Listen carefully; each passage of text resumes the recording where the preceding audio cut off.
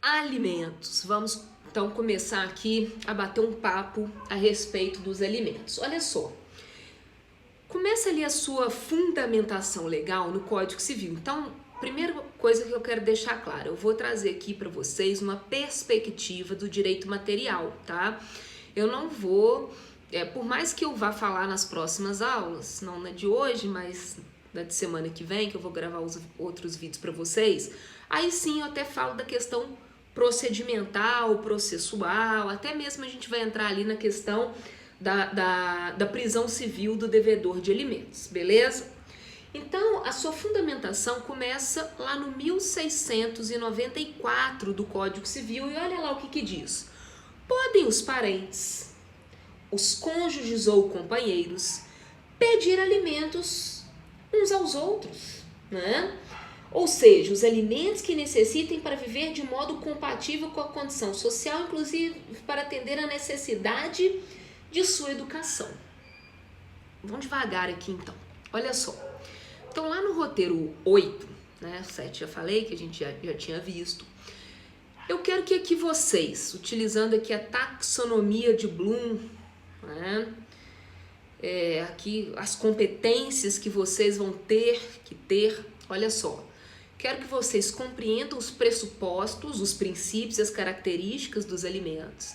Entendam as espécies de alimentos e o que ocorre no caso de inadimplência.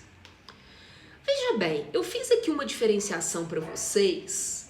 O que seria alimento in natura e alimento in pecúnia? Então, olha só. Os alimentos se traduzem em prestações periódicas que podem ser oferecidas de duas formas. In natura, por exemplo, né?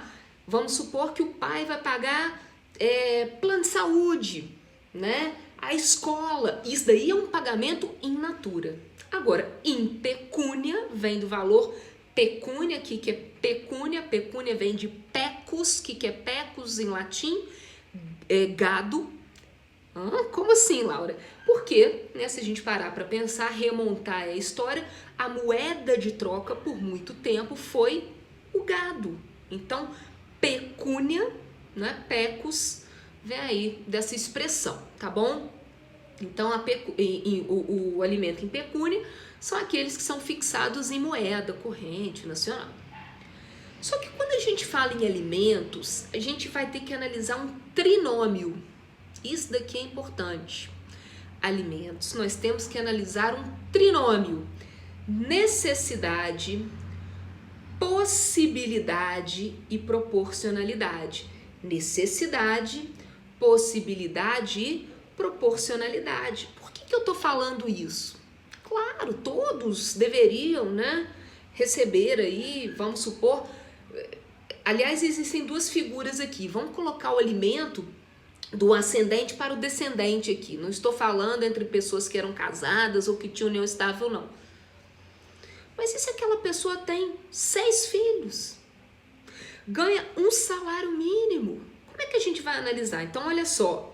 Necessidade, possibilidade e proporcionalidade. Então, olha só. O que eu coloquei? Necessidade do alimentando. Alimentante é quem paga, alimentando é quem recebe. Então, olha lá, necessidade do alimentando, daquele que receberá os alimentos que não pode prover o próprio sustento, ou que ele acaba, né, recebendo é insuficiente. Também a possibilidade do alimentante, ou seja, aquele que proverá os alimentos sem que aquilo prejudique a sua própria subsistência, até dos outros filhos, não é mesmo? Então, necessidade, possibilidade e proporcionalidade. Quais são os pressupostos da obrigação alimentar? Olha ali, slide 6 do PowerPoint 8. Vínculo de parentesco, porque isso aqui está previsto no 1694.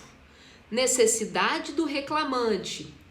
Possibilidade do alimentante. Proporcionalidade, tá? Então, eu tenho aqui esses 4 pressupostos da obrigação alimentar, repito, vínculo de parentesco, necessidade do reclamante, né, daquele que vai ser o alimentado, possibilidade do alimentante pagar, aquele que vai pagar os alimentos, e a proporcionalidade nisso. Perfeito?